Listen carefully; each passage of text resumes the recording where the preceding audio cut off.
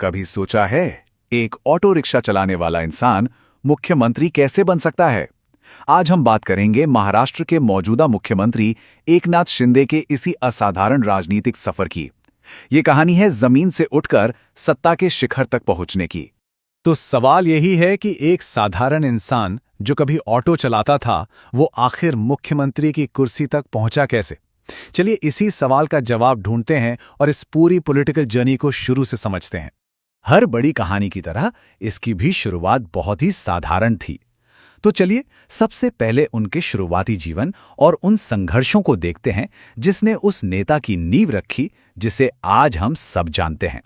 राजनीति में आने से बहुत पहले एकनाथ शिंदे अपनी रोजी रोटी के लिए ठाणे की सड़कों पर ऑटो रिक्शा चलाते थे। जरा सोचिए, यही एक बात उनके आज के पद के साथ कितना बड़ा कॉन्ट्रास्ट पैदा करती है ना? तो एकनाथ संभाजी शिंदे का जन्म 9 फरवरी 1964 को महाराष्ट्र के सतारा जिले में हुआ।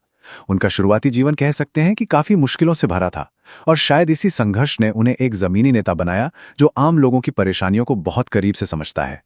तो फिर सवाल ये उठता है कि एक ऑटो ड्राइवर के जीवन से सियासत की दुनिया में एंट्री हुई कैसे?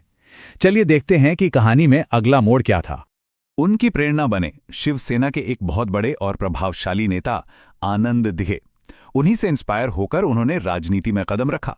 लेकिन खास बात यह है कि शुरुआत किसी बड़े पद से नहीं, बल्कि जमीनी स्तर पर एक आम कार्यकर्ता के तौर पर हुई। साल था 1997। ये वो साल था जब उन्हें अपनी पहली चुनावी जीत मिली और एक पब्लिक ऑफिस में उनका सफर ऑफिशियली शुरू हुआ।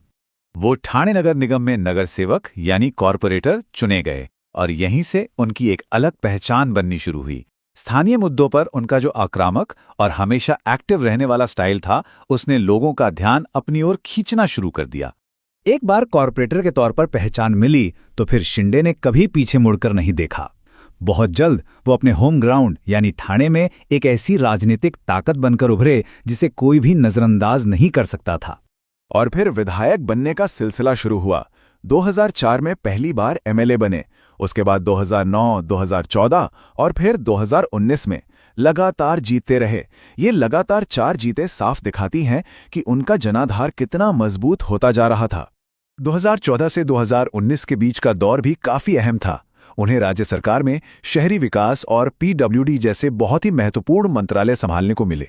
इस दौरान उनका फोकस फ्लाईओवर, सड़कें और शहरी इंफ्रास्ट्रक्चर जैसे बड़े प्रोजेक्ट्स पर रहा, जिनका सीधा असर आम आदमी की जिंदगी पर पड़ता है। और फिर आता है साल 2022, जो शायद उनके करियर का सबसे नाटकीय और सबसे बड़ा टर्निंग पॉइंट साबित हुआ। महाराष्ट्र की राजनीति में इसे किसी भूचाल से कम नहीं माना गया। हुआ ये कि शिंदे ने अपनी ही पार्टी शिवसेना के अंदर एक बहुत बड़ी बगावत की अगुवाई की। एक ऐसी बगावत जिसने महाराष्ट्र की पूरी सियासत की नींव हिला दी। इस बगावत का सीधा नतीजा ये हुआ कि उस वक्त के उद्धव ठाकरे सरकार से समर्थन वापस ले लिया गया। सरकार अल्पमत में आ गई और कुछ ही दिनों में गिर गई। और फिर वो तारीख आई, 20 जून 2022। ये वो दिन था जब महीनों से चल रही इस राजनीतिक उथल-पुथल का अंत हुआ और शिंदे राज्य के सबसे बड़े पद पर पहुंचे। एकनाथ शिंदे ने महाराष्ट्र के मुख्यमंत्री के तौर पर शपथ ली। ये उस सफर का शिखर था जिसकी शुरुआत एक ऑटो रिक्शा की सीट से हुई थी।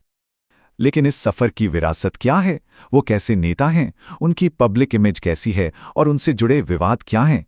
चलिए अब इस पर भी एक नजर डालते हैं। देखिए, उनकी बगावत को लेकर 2 बिल्कुल अलग अलग नजरिए हैं। एक तरफ आलोचक हैं जो उन पर शिवसेना को तोड़ने और दल बदल विरोधी कानून का उल्लंघन करने का आरोप लगाते हैं, तो वहीं दूसरी तरफ उनके समर्थक हैं जिनका ये मानना है कि उन्होंने असली शिवसेना और उसके मूल सिद्धांतों को बचाया है।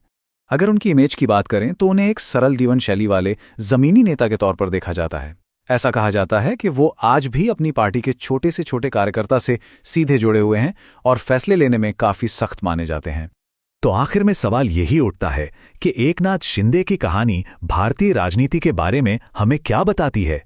शायद यही कि कैसे जमीनी पकड़, सही राजनीतिक मौके को पहचानना और एक जबरदस्त महत्वाकांक्षा किसी को भी फर्श से अर्श तक पहुंचा सकती है।